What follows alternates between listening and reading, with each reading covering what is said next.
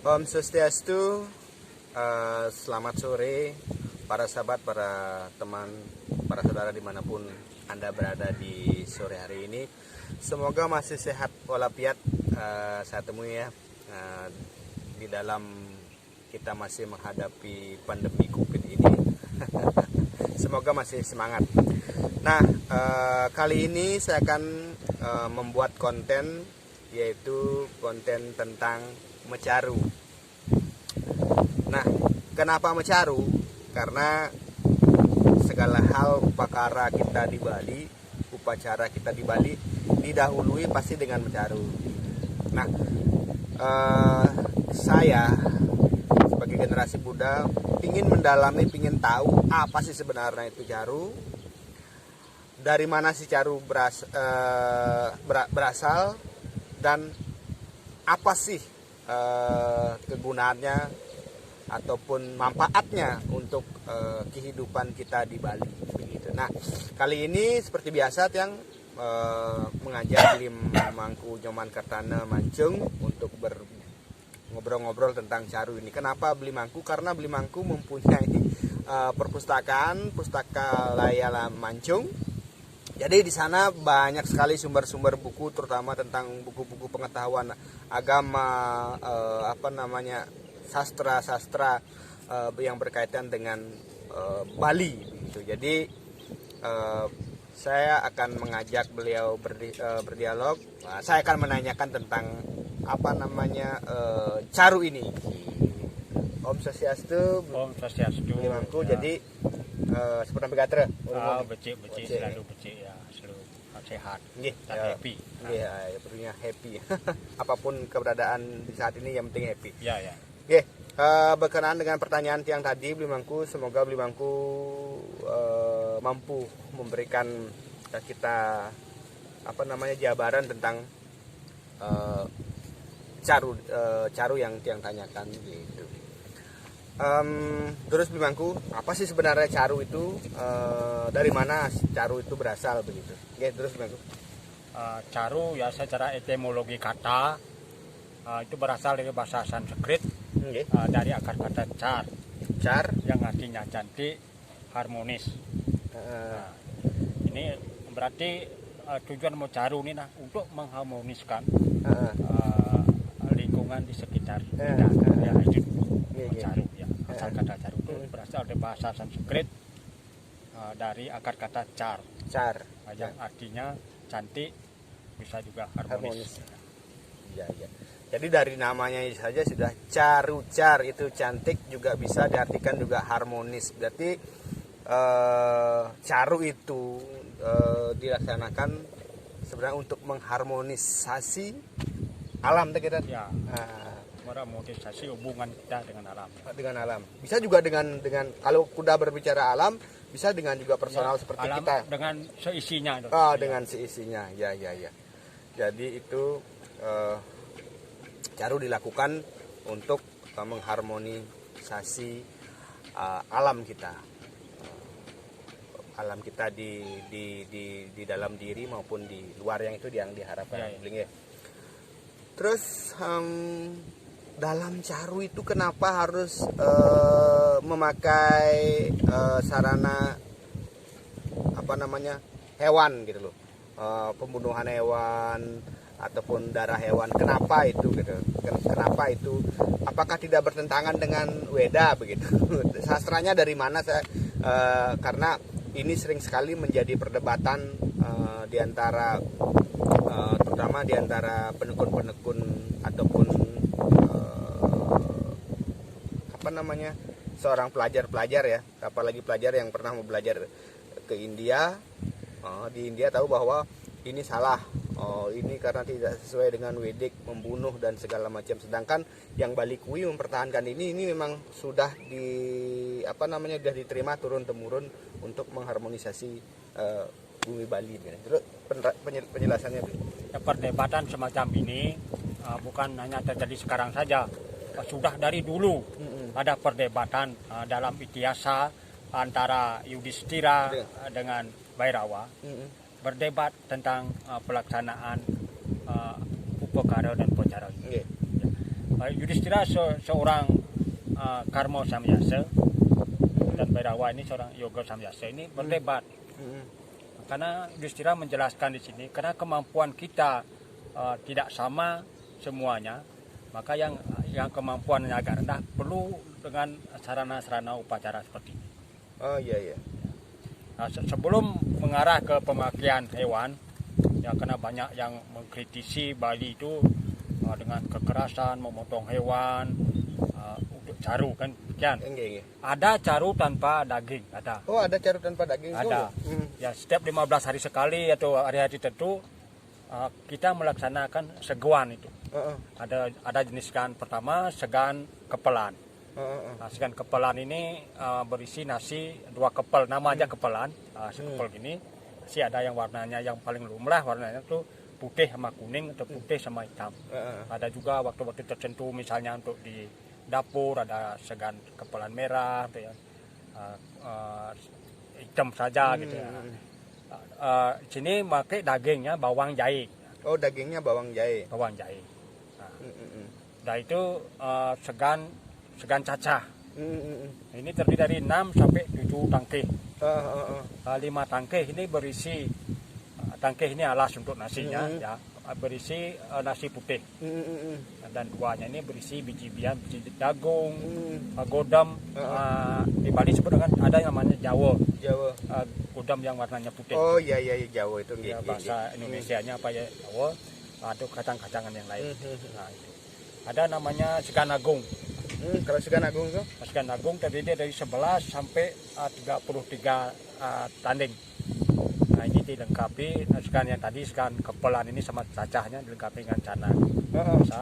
Segan ini bisa dilengkapi canang dan daksina dari tetan. Oh jadi itu yang daksinanya itu yang apa namakan segan agung itu ya? Segan agung 33.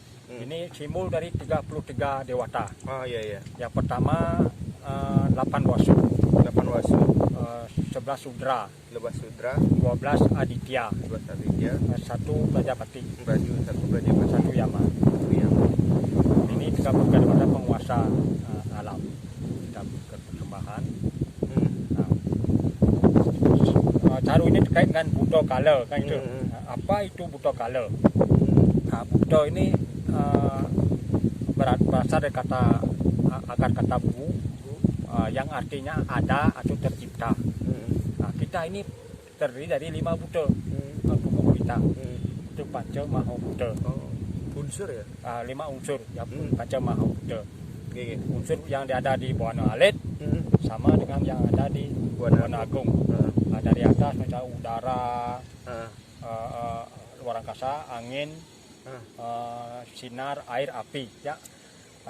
Tanah paling bawah karena ini tanah ini paling kuat menopang segala yang ada, sarwa tatwa sama sarwa buta. Ada sarwa bawa, ada sarwa buta. Sarwa bawa sama sarwa buta niki perbedaan sangat tipis sekali.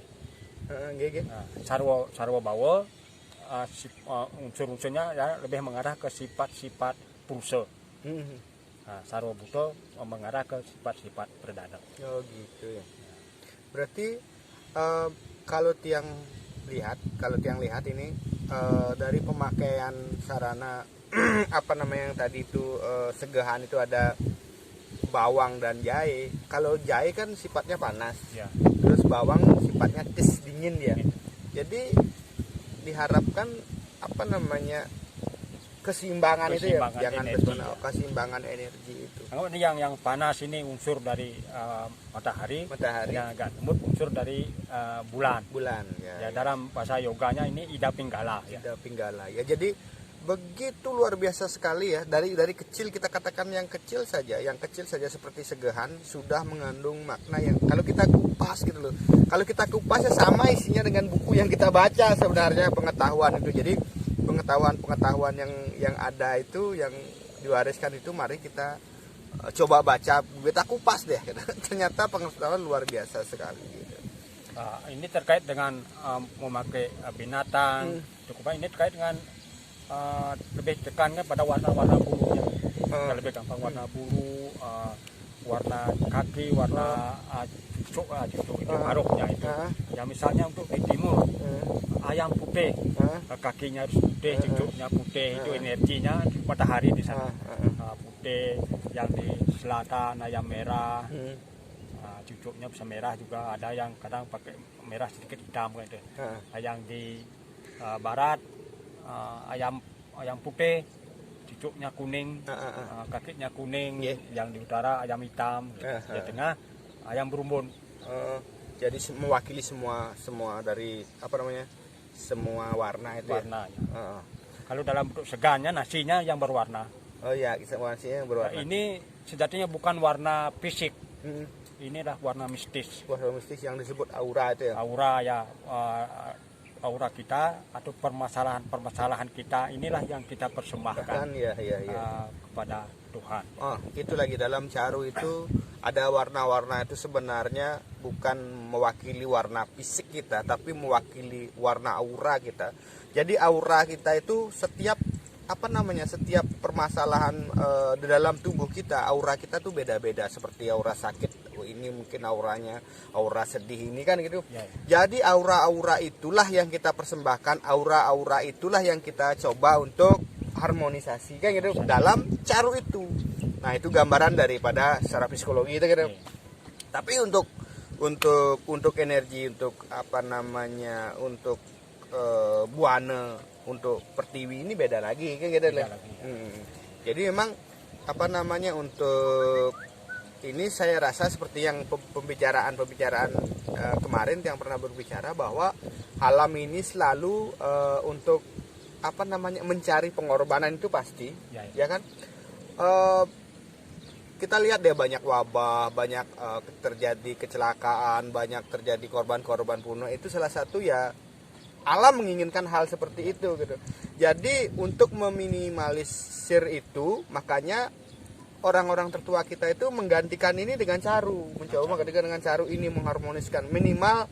Nah, cara Bali uga mati 102 udah dimatikan gitu. Karena kalau tidak itu dilakukan, saya percaya sekali tanah di Bali akan mencari polanya itu sendiri, akan mencari korbannya sendiri. Kalau kita tidak mempersembahkan itu kan gitu. Jadi orang tua kita udah membaca itu semua, sudah memahami keadaan pertiwi kita di sini gitu. Jangan sampai bagaimana kita hidup di Bali, tapi pemikiran kita hidup di Berindawan, bukan jangan seperti itu ya. Betul, ya. Itu yang sebenarnya terjadi di saat ini. Maka pahamilah kalau hidup di Bali pakai cara-cara di Bali, ya kan? Ya, yang sekarang terjadi kan seperti itu gitu. Makanya terjadilah perdebatan, terjadi perselisihan sampai puncaknya sampai saat ini terjadi gontok-gontokan ya, saya paling Bali ya gitu. Kamu harus pergi kan. Nah, ini akumulasi yang sudah terjadi dari dulu, ya kan, yang memang yang dibiarkan apapun seperti itu, jadi terjadilah seperti ini gitu. Jadi mari kita maknai ataupun gali pengetahuan kita yang sudah ada. Maka sebelum kita menerima dari luar, kita sudah punya modal, walaupun tidak ada pengetahuan dari luar, kita sudah punya pengetahuan gitu. Jadi pengetahuan dari luar seberapapun itu kita tidak terlalu pengaruh dalam diri kita. Ada ya kita pelajari, bagus sebagai wawasan ini, penambah wawasan. Kalaupun tidak, ya nggak apa-apa, kita sudah punya gitu loh.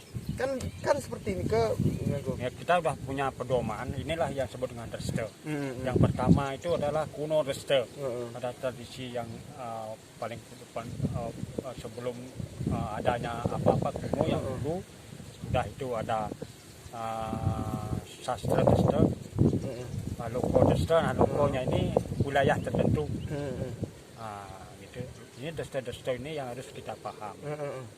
Kuno, Dresta, sastra, dan loko. Gitu. Sekarang selain caru ini dalam sarmus saya 135 berjuang untuk Buddha Hita. Mengharmoniskan Buddha. Ya. Selain tidak hanya Buddha yang harus diharmoniskan. Dalam bait kelima pada Pujo Tisanya ada mantranya itu Om Kesamo Swamam Mahadewa Sarwa Prane Itangkara Mamuja Sarwa Pabebyah Palaya Swo Sada Siwo kan ya kita memuja kepada Mahadewa memohon pengampunan agar Sarwa Prani ini artinya Sarwa itu semua Prani artinya yang bernapas Sarwa Prani Itangkara semua yang bernapas mendapatkan keharmonisan, kesejahteraan. Ya, kita mohon anugerah dari sana, dari Mahadewa, dewa tertinggi, maksudnya Maha itu tertinggi, Mahadewa. Nah, demikian juga dengan ini harus berjalan sekalian. Sarwo Prani Itangkara, di bawahnya Sarwo Buddha Itangkara juga dalam caru itu. Nah, lingkungan kita sejahtera, harmonis, kita sejahtera. Di Bali konteks budayanya ini caru ini yang mengarah ke lebih ditekankan kepada upakara dan upacara. Nah, sejatinya ini adalah untuk melestarikan lingkungan sekitar kita agar terjadi keseimbangan ekosistem dan segala. Sip. Nah, itulah.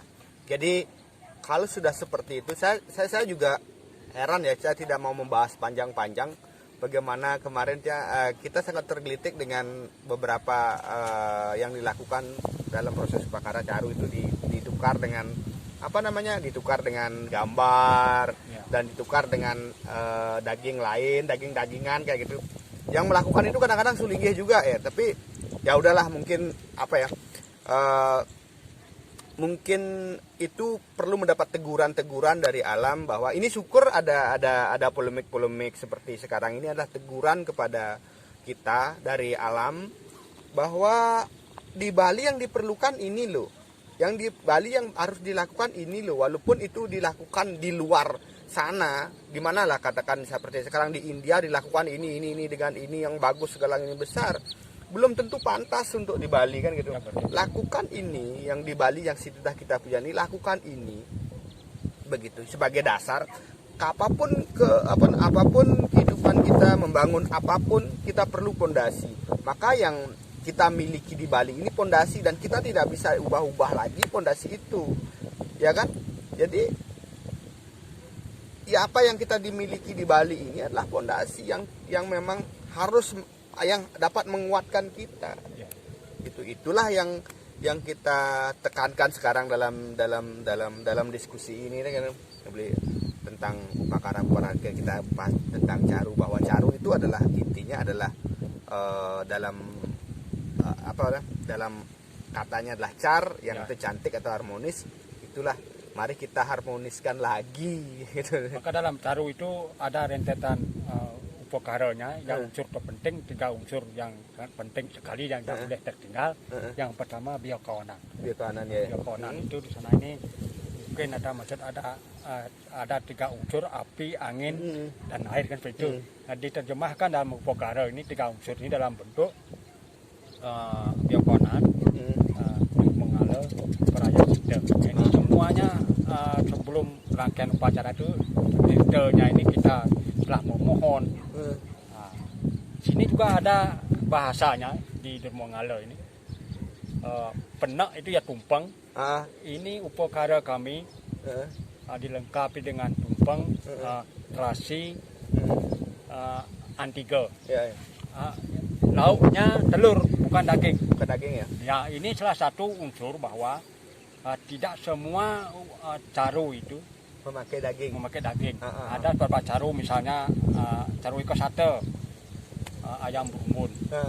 Ayam berumbun ini bisa juga dipakai sebagai caru pengeruak. Misal sawah ini mau dijadikan rumah, harus diruak dulu. Ya. Bahwa kita melapor, istilahnya bahasanya melapor pada Ibu Pertiwi bahwa lahan ini akan dialih fungsikan secara mistis dan etika. Ya. Nah itu bila odalan juga ada caru. Di halaman kerajaan itu kepada Kala Bucari. Bila di halaman rumah kepada Duga Bucari. Di luar halaman itu bisa di Lubu Duga Bucari. Ya. Unsur ini. Ya, jadi itu ya. Jadi sebelum mulai upakara itu apapun ya minimal sebelum mulai apapun kita harmonisasi dulu. harmonisasi dulu. Kalau sudah harmonis, baru kita memulai pekerjaan. Dimanapun seperti itu ya. Kalau di kantor pun kadang-kadang ini bahasanya bahasa apa ya, manajemen. Kalau kita pasti harmonisasi dengan pembentukan ini dulu segala macam sudah harmonis, betul baru kita mulai bisa kerja. Yang namanya Pancayatnya ini tidak berdiri sendiri sejatinya. Ini ada hubungan signifikan semuanya. Dalam satu rangkaian upacara itu ada budayatnya dulu. Budayatnya itu mencaru, ada fitrahnya, kita mempersembahkan tarpano yang punjung kepada leluhur. Dan itu ada resiannya. Kita pasti memanggil apa namanya? Ya, memakai jasa resi. Kita mempunyai pada resi berupa beras, apa segalanya itu ya. Dan itu dewa yatnya ini udahlah. Ya. Jadi sebenarnya yatnya itu, Pancayatnya itu adalah satu kesatuan yang tidak selama ini kan jarang kita sadari, satu kesatuan ya. Kalau kita umpamanya kita walaupun kita mengambil titik menitik beratkan ke manusia yatnya, pasti ada ke dewa yatnya. Ada dewa yatnya, ada ke butoynya juga. Ada ke butenya juga, ada ke resinya juga. Jadi semua satu kesatuan itu sebenarnya yang tidak bisa kita pisahkan ya. Jadi untuk kali ini tentang mencaru itu saja. Dan ada beberapa jenis caru juga seperti tadi. Ada caru ekosate, juga caru satu dalan juga. Juga yang berumur itu juga berfungsi sebagai caru pengeruak untuk membuka lahan baru, membangun apalah model membangun pelinggih juga, bangun pura juga pakai caru pengeruak. Dan itu ada caru pancasate, pakai 5 unsur bayam gitu. Ada resigana, tambah bebek, gelut, ada tawur seperti tawur agung, seperti kesano. Ya. Itu udah besar kan. Ya. Udah skalanya pun skala besar tuh ada skalanya. Ini mungkin skala rumah tangga, ini skala mungkin lebih besar, Banjar mungkin ini, desa mungkin ini kan ada banyak yang salah pengertian mengenai Satuan Rajas Nista Madya Utama ya. Itu bukan dilihat dari kuantitasnya sebenarnya, tapi kualitas dilihatnya itu ada Raja Sikayatnya, Tamas Sikayatnya, ada Satwik. Itu bukan dilihat dari besar kecilnya, tapi kualitasnya. Kualitas dan keikhlasan dalam gini juga sebut. Kan kemarin banyak juga yang teman-teman yang pelaku spiritual lah saya katakan mungkin itu, bahwa ini yatnya yang utama ya kan. Kalau kayu utama tuh yang mereka lakukan sih seperti maaf namun tidak kan seperti homayatnya gitu, itu yang utama. Terus hanya di Bali ini dikatakan nomor 2 gitu. Inilah yang menyebabkan polemik sebenarnya. Nah itu kan mereka memandang fisiknya, materinya. Kalau keikhlasan kan beda lagi kan aneh.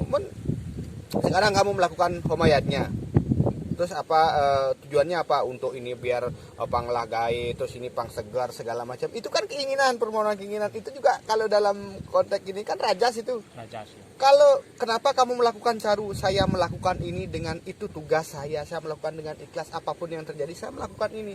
Ya kan lasarnya. Nah, itulah satu sebenarnya kalau bagi saya. Itulah bukan bentuk-bentuk yatnya itu sebenarnya ini satu ini bukan. Itulah yang kekeliruan itulah yang terjadi di saat ini. Dan mudah-mudahan teman-teman juga yang melakukan itu tidak tersinggung dengan apa yang kita katakan. Kalau Anda kurang gini, mari kita berdiskusi lagi. Ini yang pentingnya jika ada yang tidak mau mencaru pakai daging, ada solusi. Pakai segala macam warna, bawang jahe. Setiap 15 hari kita melaksanakan seperti itu. Kenapa ini tidak pernah dilirik oleh yang ya bisa dikatakan yang mengidentifikasi dirinya berdasarkan Weda. Mungkin mereka itu mengira Weda itu hanya tek-tek yang berbahasa Sanskrit dan berhuruf Dewa Negeri. Sebenarnya Weda itu kan pengetahuan. Pengetahuan lontar di Bali pun termasuk Weda, karena memuat beberapa pengetahuan. Ini bagian juga dari kalpe yatnya itu sendiri. Dengar tuh. Jadi Weda itu jangan disempitkan dengan hanya sebatas sastra saja ya. Ya. Weda itu kita kembalikan dengan apa sih sebenarnya arti Weda itu? Weda itu adalah pengetahuan. Kalau apapun itu pengetahuan, hasil dari pengetahuan itulah Weda. Mungkin Anda pernah mendengar ada 3-4 cara untuk mendapatkan ilmu pengetahuan. Yang pertama itu adalah dengan pratyaksa pramana. Ya, kita melihat, udah itu mempraktekkan. Nah, pratyaksa inilah mungkin dasar dari kata praktek itu. Pratyaksa, dari itu sudah melihat, kita ada analisa, anumana pramana, logika analisa, kok begini, oke, baru kita ke sabda pramana, bertanya kepada orang yang mempunyai kualifikasi atau sumber-sumber tertentu.